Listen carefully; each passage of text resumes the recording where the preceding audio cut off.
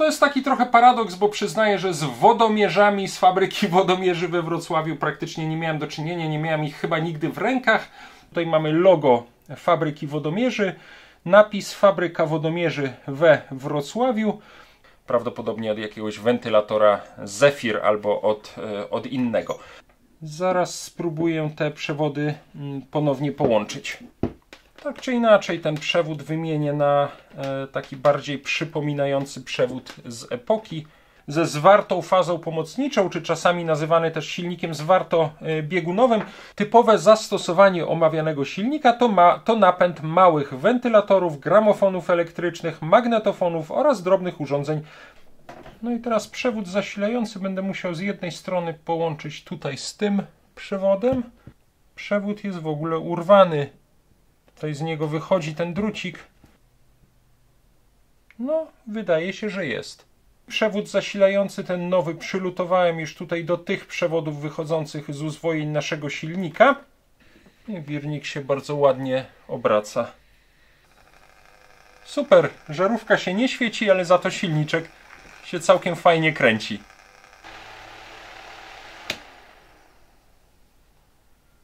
No to sprawdźmy jeszcze ostatni raz, czy mamy tutaj połączenie na tej wtyczce. Tak.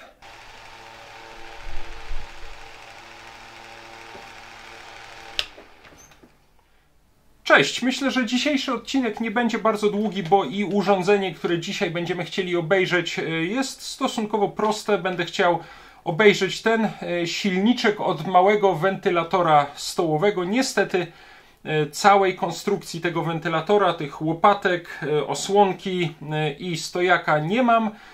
Znalazłem tylko ten silniczek, ale i tak bardzo się ucieszyłem, bo to jest silnik pochodzący z fabryki wodomierzy we Wrocławiu, z Fawodu, a ja mam wielki sentyment do tej fabryki i tutaj na kanale już wiele urządzeń z Fawodu oglądaliśmy, przede wszystkim silników do odkurzaczy czy agregatów ssących, tak jak ten stojący tutaj na stole silnik SK5A1 z 1964 roku z odkurzacza Alfa K2, jeżeli dobrze pamiętam, należący do mojego kolegi kolekcjonera. Ten silnik jest uszkodzony, oglądaliśmy go w jednym z poprzednich odcinków, ale takich sprawnych silników z wrocławskiej fabryki wodomierzy Fawod znaleźliśmy całkiem sporo, na przykład w tym odkurzaczu Alfa 2 z 1960 roku znaleźliśmy silnik typu SK5, to był chyba do tej pory najstarszy silnik, w tym przypadku komutatorowy, silnik do odkurzacza, który z wrocławskiej fabryki wodomierzy mam.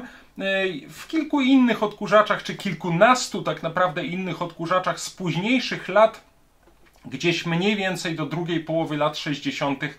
znajdowaliśmy też całkiem sporo innych modeli tych silników właśnie poza silnikiem SK5, silniki SK5A, silniki SK5A1, tak jak ten, silniki SK5B.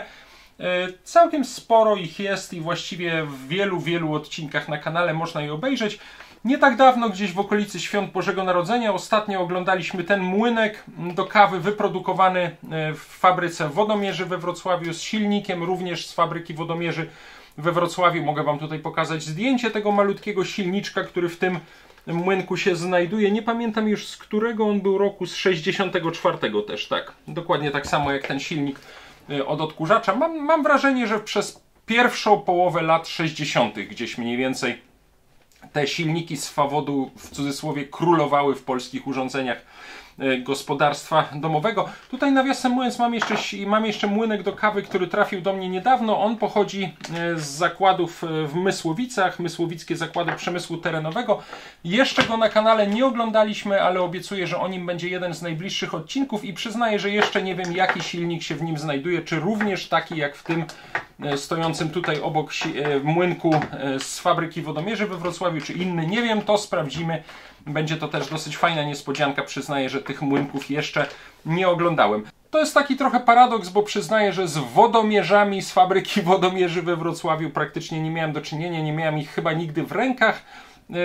Widziałem je tylko w internecie, natomiast no, dla mnie produkty fabryki wodomierzy we Wrocławiu to są przede wszystkim silniki do odkurzaczy, to są także silniki do młynków do kawy. No i teraz to jest też ten silniczek od wentylatora, który razem z Wami chciałbym obejrzeć. Także pozwólcie, że ja na razie te pozostałe przedmioty odstawię i obejrzymy sobie dokładnie najpierw tabliczkę, a potem budowę tego silnika.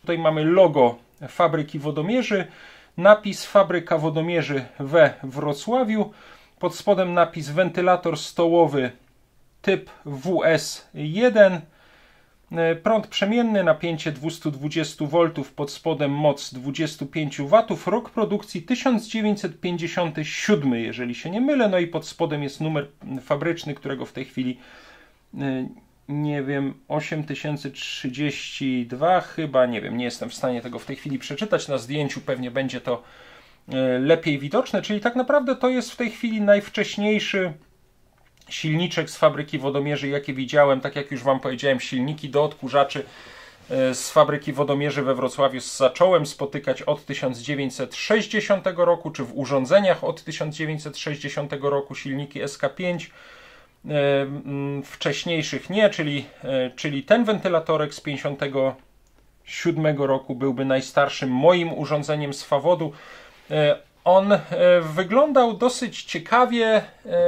Tutaj z tyłu znajdował się taki stojaczek w kształcie litery U z jakąś chyba gumą na dole. W tym stojaczku można było tym silnikiem tak w pionie poruszać. Z przodu znajdowała się taka z drutów wykonana duża osłonka tego wentylatorka czy wiatraczka, z której odchodziły też takie dwie druciane stopki, na których ten wentylatorek stał na blacie. Także w zasadzie cała ta konstrukcja była bardzo prosta. No i tutaj znajdowały się jeszcze metalowe, te nie wiem, śmigiełka wentylatora. Ja kupiłem go z takimi plastikowymi, ale one na pewno są późniejsze. Prawdopodobnie od jakiegoś wentylatora Zephyr albo od innego. No szkoda, że nie ma tutaj więcej elementów. Widziałem w internecie takie kompletne wentylatory. Jeżeli wpiszecie wentylator stołowy Fabryka Wodomierzy we Wrocławiu, to prawdopodobnie znajdziecie w internecie zdjęcie takiego kompletnego wentylatora. Mam nadzieję, że uda mi się prędzej czy później na taki trafić. Nawet widziałem chyba teraz w sprzedaży 2 egzemplarze takich wentylatorów, no ale dla mnie były one dosyć drogie. Poczekam, może gdzieś na giełdzie znajdę tego rodzaju troszkę tańszy wentylatorek. W jakimś muzeum techniki zdjęć takich wentylatorów chyba nie widziałem. Jeżeli coś takiego znajdę, to zamieszczę link do tych zdjęć w opisie tego nagrania. Przyznaję, że próbowałem znaleźć trochę informacji albo jakieś zdjęcia, rysunki tych wentylatorów w starych książkach. W książce Jerzego Małaszuka Elektryczne urządzenia domowe, którą już tutaj wielokrotnie na kanale oglądaliśmy, faktycznie znajduje się rozdział o wentylatorach, tylko że niestety to jest książka z początku lat 70., czyli tutaj już na pewno tych modeli wentylatorów z końca lat 50. nie będzie. Tutaj jest m.in. radziecki wentylator, bardzo popularny typu WE1. Jestem pewien, że prędzej czy później taki wentylator na kanale obejrzymy. Tutaj jest tabelka z parametrami różnych wtedy, na początku lat 70. popularnych wentylatorów. Kilka modeli wentylatorów Zephyr, wentylator TL5 z NRD, właśnie WE1 ze Związku Radzieckiego. Jest tutaj opisana zasada działania, budowa i proste naprawy wentylatorów. Może to się nam później przyda, zobaczymy. Może to sobie też przejrzymy. No w każdym razie to raczej przyda się nam przy omawianiu typów wentylatorów, które tutaj w tej książce są wymienione. Patrzyłem też w książkach domowe urządzenia radioelektryczne, które też nam się tutaj na kanale przydawały, ale tam w ogóle o dziwo wentylatorów stołowych nie ma wymienionych. Wydaje mi się, że gdzieś w jakiejś starej publikacji ten wentylator z wrocławskiego fawodu widziałem, ale niestety nie jestem w stanie w tej chwili go znaleźć. Także proponuję, żebyśmy po prostu zajrzeli do tej bakelitowej obudowy, zobaczyli, jak ten silniczek wygląda. Ten przewód na pewno nie jest oryginalny. Ta odgiętka nie jest oryginalna. Oryginalnie nie było tutaj też jakiegoś takiego sznurka, który tę odgiętkę trzyma, także był ten przewód reperowany. No nie wiem, może nawet wymienimy ten przewód na taki, który będzie bardziej przypominał oryginalny, z oryginalną wtyczką. Przede wszystkim bardzo mnie ciekawi, jaki silnik znajduje się tutaj w środku. Odkręćmy te 3 śrubki trzymające pokrywę.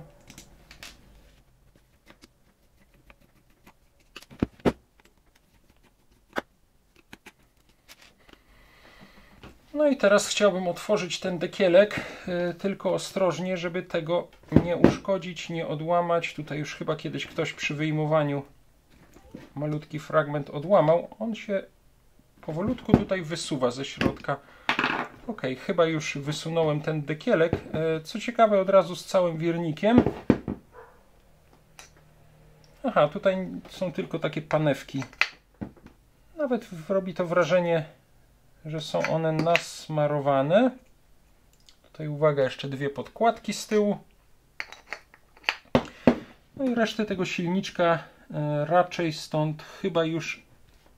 A nie, wysunę. Myślałem, że on już będzie tam wklejony na stałe. Tu są jeszcze takie dwie gumowe wkładki, które jak rozumiem trzymają tutaj ten dekielek. Nie pozwalają mu tutaj wcisnąć się bardziej. Czyli te gumowe wkładeczki też wyjmę i mogę teraz wysunąć ze środka cały stojan. Tam jest chyba jeszcze na końcu była jedna taka podkładka, przez którą przechodził pewnie w ten sposób. Przechodził ten wirnik. Tutaj niestety chyba zrobiłem błąd i powinienem był najpierw tutaj poluzować tę odgiętkę, bo wyciągając ten cały stojan niestety nie wciągał się ten przewód do środka i mam wrażenie, że oderwałem tutaj jeden z przewodów, tak, idących chyba tutaj do uzwojeń tego silnika. Spróbujemy to zaraz naprawić. To jest chyba ten przewód, czyli trzeba go będzie tutaj połączyć. Zaraz to spróbuję naprawić. Jakoś zapomniałem, przyznaję o tym troszkę i ten przewód nie przesuwał się tutaj przez tę odgiętkę. Też widzę teraz, że trzeba było chyba odwiązać też te sznureczki, bo ten przewód jest tam w środku nimi przywiązany. No ewidentnie już był ten silnik naprawiany. Zaraz spróbuję te przewody ponownie połączyć. Dobra, odetnę tutaj ten sznurek, którym ktoś przymocował kiedyś odgiętkę. Tak czy inaczej ten przewód wymienię na taki bardziej przypominający przewód z epoki. Pewnie jakiś czarny, gumowy, dwużyłowy.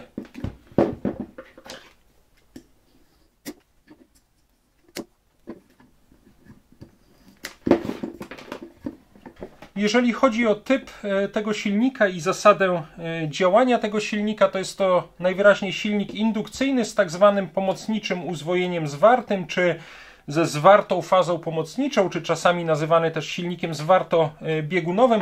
Spotkaliśmy się już z tym typem silnika, oglądając taki troszeczkę większy silnik z krakowskiej spółdzielni pracy Wspólnota, prawdopodobnie wykorzystywany też do jakiegoś wentylatora, aczkolwiek do zastosowań przemysłowych. Te silniczki ze zwartą fazą pomocniczą, czy ze zwartym uzwojeniem pomocniczym chyba najczęściej stosowane były właśnie do napędu jakichś wentylatorów, w troszkę innej wersji też do napędu, nie wiem, magnetofonów, gramofonów. Spotykaliśmy się z nimi też już dosyć często. Przyniosłem tutaj jeszcze na chwilkę książkę Małe silniki jednofazowe, z której korzystaliśmy w odcinku o silniczku WR80 z krakowskiej spółdzielni pracy Wspólnota. Właśnie też był to silnik ze zwartą fazą pomocniczą. Możemy tutaj króciutko przeczytać o zasadzie działania tego typu silników. Silniki indukcyjne ze zwartą fazą pomocniczą są silnikami klatkowymi, mającymi w typowym wykonaniu zamiast uzwojenia rozłożonego w żłobkach stojana uzwojenie skupione, umieszczone na wydatnych biegunach. Najczęściej silniki te wykonuje się jako dwubiegunowe i czterobiegunowe. Ten jest, jeżeli się nie mylę, dwubiegunowy. Ten, który oglądaliśmy ze spółdzielni Wspólnota, był czterobiegunowy, troszeczkę większy. No i to jest ważne w celu otrzymania momentu rozruchowego. Każdy biegun dzieli się na dwie części. Jedna z nich jest objęta zwartym pierścieniem odgrywającym rolę fazy pomocniczej i powodującym powstawanie przy rozruchu eliptycznego pola wirującego. To są tutaj te chyba miedziane, takie zwarte pręty umieszczone w tym miejscu troszeczkę z boku tych uzwojeń. Zobaczcie tutaj z tej strony, nie wiem czy to będzie widać. O, tutaj to widać i tutaj na dole. Widać też to zwarte uzwojenie pomocnicze.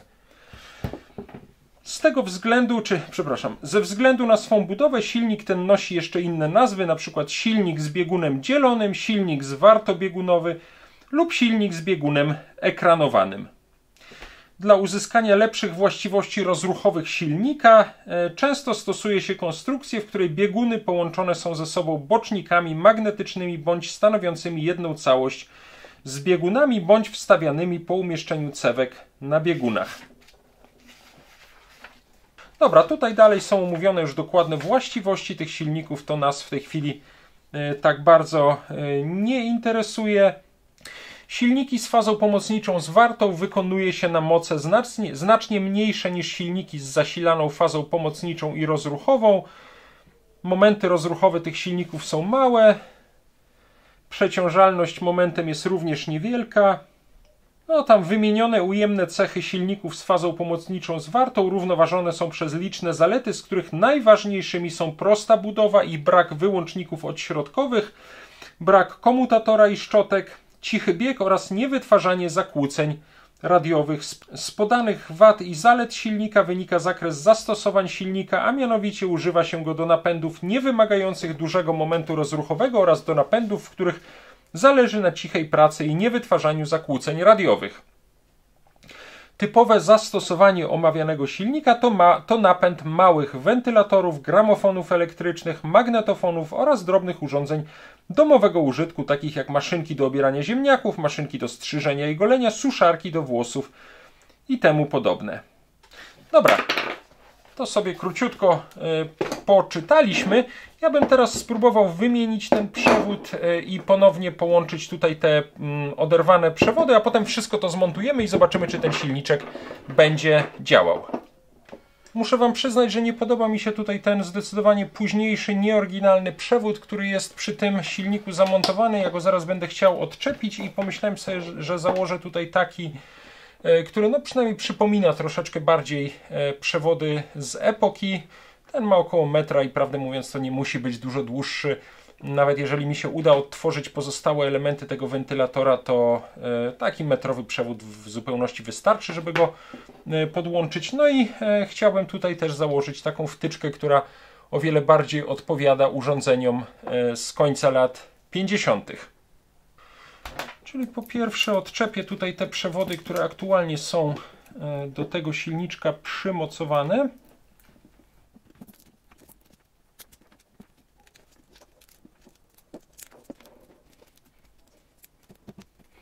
Ok. Myślę, że tutaj mogę te przewody obciąć.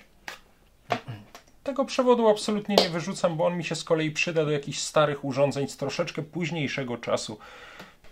No i teraz przewód zasilający będę musiał z jednej strony połączyć tutaj z tym przewodem, a z drugiej strony muszę go odwinąć z końcówką tego przewodu.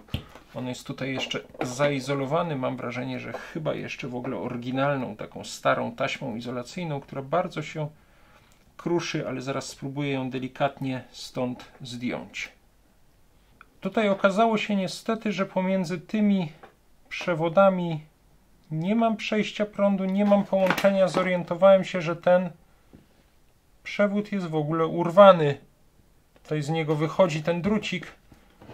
Popatrzyłem po drugiej stronie, gdzie kończy się ta osłonka i tu faktycznie znalazłem ten cieniutki drucik z uzwojenia, który wchodził tutaj do tej osłonki i łączył się w niej z tym drucikiem. I teraz mam wrażenie, zaraz Wam tu pokażę, że teraz mielibyśmy tutaj przejście prądu po uzwojeniach tego silnika. Chodzi tylko o to, żeby przewody odpowiednio połączyć. Najchętniej bym ten oryginalny drucik, który tutaj ewidentnie się odłamał, oderwał, wprowadził przez tą osłonkę, połączył tutaj z tym, to wszystko jeszcze zaizolował i tutaj na górze połączył te dwa przewody. Zaraz zobaczymy, czy uda mi się to zrobić. Wydaje mi się, że udało mi się tutaj na dole odnaleźć ten malutki przewodzik z uzwojenia, który wychodził tędy. Ja go połączyłem z takim przewodem w tej czerwonej osłonce, termokurczce. Mam tutaj już obydwa te przewody wyprowadzone. Zobaczmy, czy jest pomiędzy nimi przejście prądu. No, wydaje się, że jest. Ok, czyli zaraz tutaj to zabezpieczę i połączę z przewodami zasilającymi. Ok, żeby nie przedłużać, ja tutaj mój przewód zasilający, ten nowy, przylutowałem już tutaj do tych przewodów wychodzących z uzwojeń naszego silnika. Zobaczmy, czy mamy teraz przejście prądu. No, wydaje się, że tak. Patrzę, czy tutaj na obudowę silnika, na obudowę stojana gdzieś nie mamy przejścia. Nie mamy. Natomiast po uzwojeniach najwyraźniej tak. Teraz bym chętnie zainstalował ten stojan ponownie tutaj w obudowie tego silnika z nowym przewodem. Tutaj jeszcze tylko zabezpieczę ten przewód, żeby on nie wyszedł przez tą obudowę, przez ten otwór w obudowie silnika. Po prostu owinę tutaj kilka razy taśmą, żeby on był w jednym miejscu na tyle gruby, żeby się przez ten otwór w obudowie nie mieścił. Ok. Myślę, że to wystarczy. No i wkładamy tutaj ten stojan. Patrzę, czy są tutaj gdzieś może jakieś prowadnice, ale chyba nie. Chyba muszę to po prostu w ten sposób tam zamontować. Chyba już weszło to do środka, byle tutaj te przewody tylko nie przeszkadzały. Chyba w tej chwili już nie powinny. Dobra.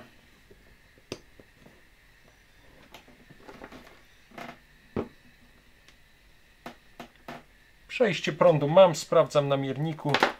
Nic tutaj nie wyrwałem, żadnych przewodów. No to włóżmy teraz wirnik do środka. Ja tam troszeczkę oliwy dałem w tą panewkę. O, wydaje mi się, że to ładnie siedzi. Mogę też troszeczkę ten stojan dopchnąć.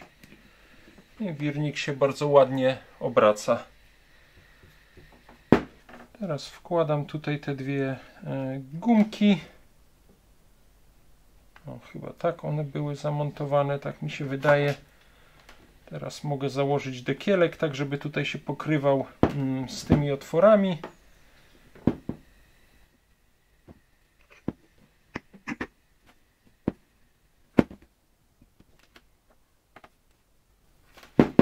Chyba w ten sposób będzie ok. Wirnik się obraca. Mogę teraz przykręcić tutaj śruby.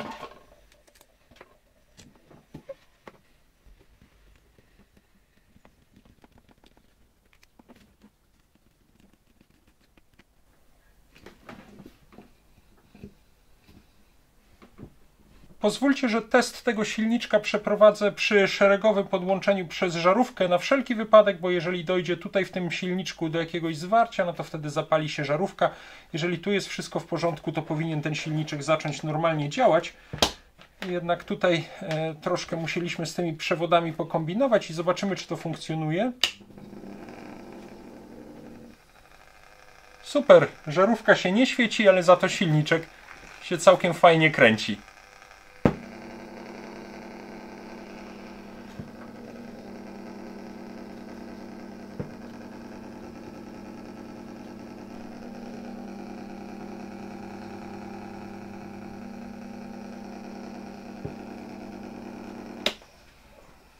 Mogę na chwilkę nawet założyć te nieoryginalne śmigiełka od jakiegoś innego wentylatorka, żeby było to lepiej widać.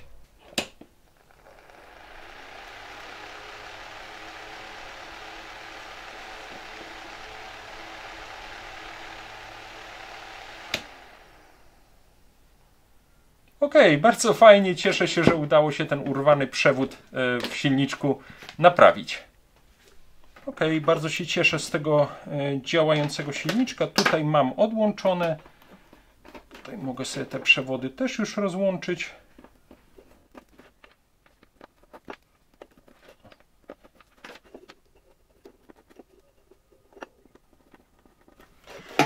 No a to, co nam pozostało, to jeszcze ewentualnie założyć tutaj tę starą wtyczkę, żeby to po prostu ładniej wyglądało.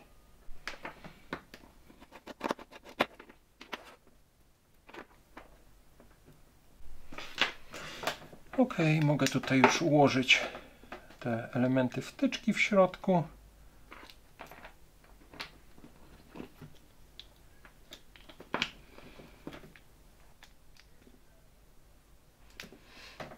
I wtyczkę mamy chyba ładnie zmontowaną. No to sprawdźmy jeszcze ostatni raz, czy mamy tutaj połączenie na tej wtyczce. Tak, wygląda, że powinno to wszystko działać. W takim razie spróbujmy ten silniczek jeszcze raz podłączyć, może już bezpośrednio do zasilania, nie będziemy go podłączać przez żarówkę. Ok, sprawdźmy, muszę tylko podłączyć tutaj do innej listwy zasilającej, bo do tej wtyczki nie będę w stanie włożyć. No i włączam zasilanie.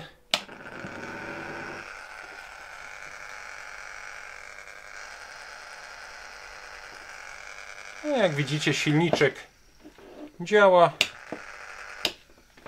Założę mu jeszcze raz ten wiatraczek, te łopatki, tak jak już mówiłem, nieoryginalne, od znacznie późniejszego jakiegoś modelu.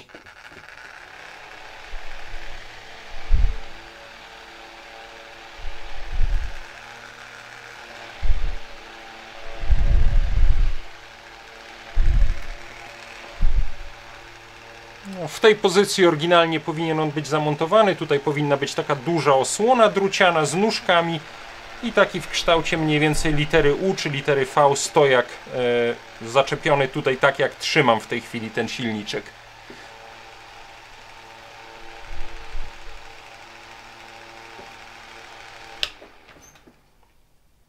Ok, myślę, że całkiem fajnie to działa. Bardzo Wam dziękuję na koniec za tę naprawę tego silnika od wentylatora z fabryki wodomierzy Fawot we Wrocławiu z 1957 roku. Dla mnie na pewno jest to ciekawy kolejny eksponat z wrocławskiego Fawodu, który mam w kolekcji. Mam nadzieję, że jeszcze inne urządzenia z fabryki Fawot uda mi się znaleźć i że też je sobie tutaj obejrzymy, porozmawiamy też może wtedy troszkę o historii tej fabryki. Ja w każdym razie postaram się albo zdobyć brakujące elementy tego wentylatora, tak naprawdę jeszcze tylko tutaj taka metalowa podstawka, no i oczywiście całe to śmigło z metalowymi łopatkami i cała taka druciana osłona. To jest to, czego mi brakuje. Nie sądzę, prawdę mówiąc, żebym gdzieś to znalazł. Raczej myślę, że spróbuję to dorobić, ale mimo wszystko będę szukał takiego całego, kompletnego wentylatora z Fawodu i na pewno prędzej czy później go sobie tutaj obejrzymy, a może nawet nie będzie tam działał silnik, więc mamy już gotowy, sprawny silnik na wymianę. Nie stawiałem już tutaj na zakończenie na stole innych wyrobów z fabryki wodomierzy we Wrocławiu. Te widzieliśmy na początku, natomiast postawiłem sobie tutaj jeszcze kilka różnych innych stołowych, biurkowych wentylatorków z różnych producentów. Te akurat już nie pochodzą z fabryki wodomierzy we Wrocławiu. Tutaj są wentylatorki Zephyr 3 z łódzkich zakładów radiowych. Tutaj mam wentylatorek Zephyr, prawdę mówiąc nie wiem gdzie wyprodukowany, i mam wentylatorek typu Z51B z zakładów Predometrix w Tczewie. Teraz tak jak sobie patrzę na to śmigiełko, które było zamontowane przy tym silniku, który kiedy go znalazłem, myślę sobie, że ono pochodzi prawdopodobnie od nie dokładnie takiego samego typu, ale jakiegoś podobnego typu tych wentylatorków stołowych. Nawiasem mówiąc, to jest chyba jedyny z tych wentylatorków, które mam tutaj na stole, który ma urwany przewód, i myślę, że tym biedakiem zajmiemy się może już nawet w następnym odcinku albo w jednym z następnych. Jak widzicie, mam do niego też fajną instrukcję, mam do niego też opakowanie, chociaż to wszystko było oddzielnie. Ten wentylatorek znalazłem, prawdę mówiąc, dopiero niedawno w warsztacie u znajomego, nie był mu potrzebny, więc ja go sobie wziąłem i zobaczymy, czy on działa, spróbujemy go uruchomić, a potem zajmiemy się też tymi pozostałymi wentylatorkami. Także myślę, że ten przegląd dzisiejszego silnika od wentylatora stołowego z fabryki wodomierzy Fawot we Wrocławiu był początkiem takiej serii o innych małych wentylatorkach. Zresztą typów tych wentylatorków jest jeszcze bardzo dużo i z czasem je sobie tutaj na kanale będziemy oglądać. O niektórych znaleźliśmy tutaj rozdział w książce Elektryczne urządzenia domowe. Ja się z Wami na dzisiaj żegnam.